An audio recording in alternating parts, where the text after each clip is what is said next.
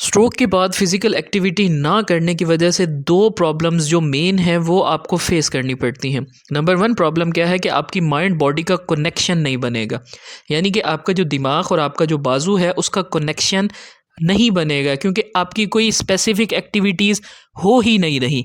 तो उस एक्टिविटीज़ को इनिशिएट करने के लिए हमें मसल्स के ऊपर वर्क करना पड़ता है। हमें different kind of muscle strength activities करवानी पड़ती हैं, जिससे क्या होता है कि आपका माइंड और बॉडी का कनेक्शन डेवलप होता है।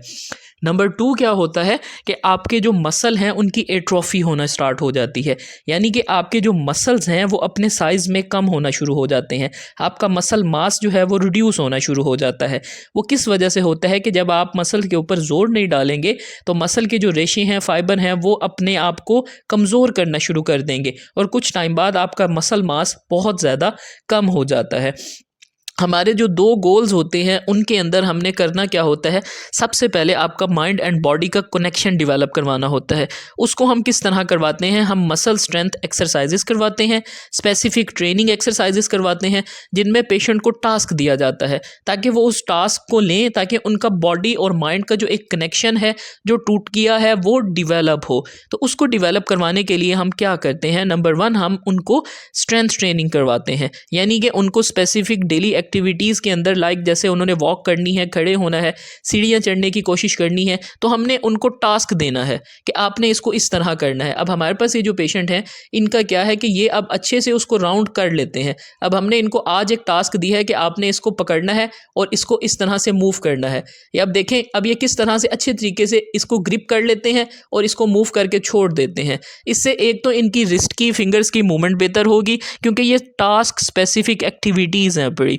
इनके अंदर क्या है कि हमने एक्टिविटीज़ के ज़रिए ही मसल में एक्टिवेशन और स्ट्रेंथ डेवलप करवानी होती है।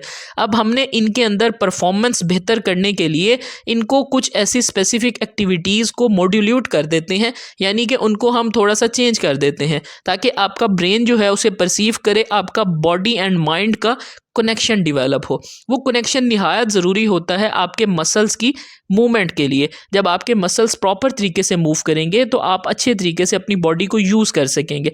उसके अंदर हम मज़ीद क्या करते हैं, न्यूरोमस्कुलर इलेक्ट्रिकल स्टिमुलेशंस देते हैं। स्टिमुलेशंस देने से ही आपके माइंड और बॉडी का कनेक्शन डेवलप होता है, यानी कि अगर हम आपके हाथ और फोर आर्म पे कोई स्टिमुलेशंस देंगे तो वो आपके ब्रेन तक उसकी इम्पल्सिस जाएंगी। ब्रेन उसको फील करेगा कि आइदर कहीं से कोई करंट की इम्पल्सिस आ रही हैं, तो उससे क्या होता है कि न्यूरोप्लास्टिसिटी के ज़रिए ब्रेन कोशिश करता है कि आपकी जो वायरिंग ख़राब हो गई है बॉडी, दिमाग से आपके जिस्म की, वो रिवायर करने की कोशिश करे।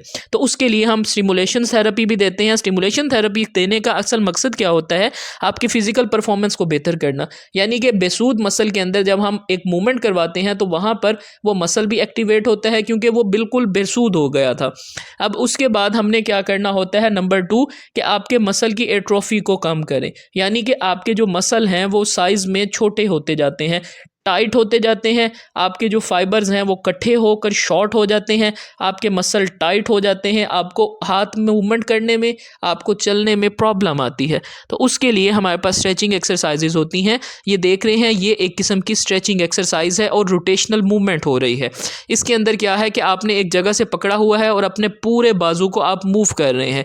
अब इसमें आप देखें कि जब ये इसको इस तरह से घुमाकर ऊपर लेकर जा रहे हैं तो इनकी शोल्डर की रोटेशन हो रही है, यानी कि इनका कंधा पूरा स्ट्रेच हो रहा है, इनके बाजू, फोर आर्म वो भी स्ट्रेच हो रही है। स्ट्रेचिंग से ही हम एक चीज़ जो जकड़ी हुई है, अकड़ी हुई है, उसको खोल सकते हैं। अब देखें कि ये इसमें स्ट्रेच कर रहे हैं, अब इस तरह से इसको ऊपर लेकर जा रहे हैं। यहाँ पर जाकर इनको जो है हमने कहा कि आप इसको रोकें। अब देखिए कि यहाँ पर इन्होंने इसको रोका हुआ है, इससे क्या है कि इनका पूरा शोल्डर जो है वो मूव किया है, यानी कि आपके जो कंधे से लेके उंगलियों तक के मसल हैं वो सारे स्ट्रेच हुए हैं। जब मसल स्ट्रेच होता है तो उसके अंदर एनर्जी आती है, वो एक्टिव होता है। इसीलिए हम मसल एक्टिवेशन करवाते हैं स्पेसिफिक एक्सरसाइजेस के ज़रिए, ताकि आपका जो मसल मास कम हो रहा है जिस्म का, वो ना हो। आपने देखा होगा कुछ स्ट्रोक पेशेंट ऐसे होते हैं जो बिल्कुल मूवमेंट नहीं करते। पहले तो उनका बाजू भारी होता है, फिर कुछ टाइम बाद वो अकड़ाव में आना शुरू हो जाता है। अकड़ाव में आने के बाद उनके मसल्स का मास कम हो जाता है, लॉस इन मसल मास होना शुरू हो जाता है, क्योंकि आपके जो फाइबर क्रॉस सेक्शनल एरियाज़ हैं, आपके रेशे जो हैं, वो रेशे आपस में छोटे बारीक होकर ख़त्म होने शुरू हो जाते हैं। वो एक प्रॉब्लमेटिक कंडीशन होती है, क्योंकि कुछ लोगों को आपने देखा होगा कि सिर्फ हड्डी नज़र आ रही होती है, उनका मसल होता ही नहीं है। वो that was muscle atrophy. Movement नहीं करेंगे, मसल काम नहीं करेगा। हमारी बॉडी मूवमेंट के लिए बनाई गई है। जब इसमें मूवमेंट नहीं होगी तो आपकी मसल बॉडी जो है वो अपने आप का वज़न और मास जो है वो कम करना स्टार्ट कर देगी। इसके लिए हमारा इंपॉर्टेंट गोल होता है कि हम स्ट्रेंथ ट्रेनिंग करवाएं ताकि मसल एट्रोफी बच जाए, क्योंकि मसल एट्रोफी को सिर्फ स्ट्रेंथ ट्रेनिंग, स्ट्रेच ट्रेनिंग से हम जो है वो रिवर्स कर सकते हैं। अदरवाइज आप मसल के ऊपर कुछ भी कर लें, मसल की एट्रोफी नहीं रुकती, क्योंकि मसल जब तक मूवमेंट में नहीं आएगा तब तक उसके रेशे नहीं एक्टिव होंगे। अंदर जो रेशे पड़े हुए हैं वो उनकी कैपेसिटी, फंक्शनल कैपेसिटी ख़त्म हो जाती है, क्योंकि उनके अंदर कॉन्ट्रैक्चर रिलैक्सेशन ही नहीं हो रही, उनके अंदर एक्टिवेशन ही नहीं हो रही, तो उनके अंदर स्ट्रेंथ एक्टिविटीज़ ही नहीं हो रही, तो वो कैसे मूव करेंगे। जब वो एक जगह पर पड़े पड़े जमेंगे तो वो आहिस्ता आहिस्ता ख़त्म होते शुरू हो जाएंगे।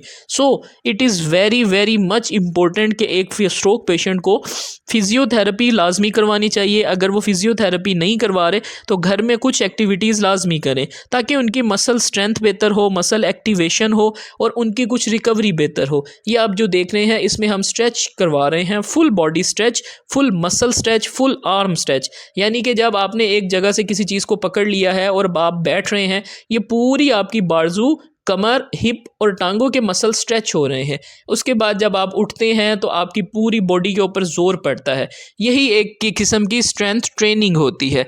जितनी अच्छी स्ट्रेंथ ट्रेनिंग होगी उतनी आपके मसल्स बेहतर होंगे, आपकी माइंड एंड बॉडी का कनेक्शन बेहतर होगा, आपकी परफॉर्मेंस बेहतर होगी, आप जो है वो इम्प्रूव होंगे अपनी वॉकिंग में, आप अपने उठने बैठने में आपको बेहतरी महसूस होगी। उसके बाद आप देखें कि हमने इनकी फुट ड्रॉप हो गया था। स्ट्रोक के बाद आपका टिबियालिस इंटीरियर मसल बहुत ज़्यादा कमज़ोर हो जाता है, जिसकी वजह से वो बिल्कुल नीचे की तरफ ढलक जाता है, यानी कि बेसूद हो जाता है।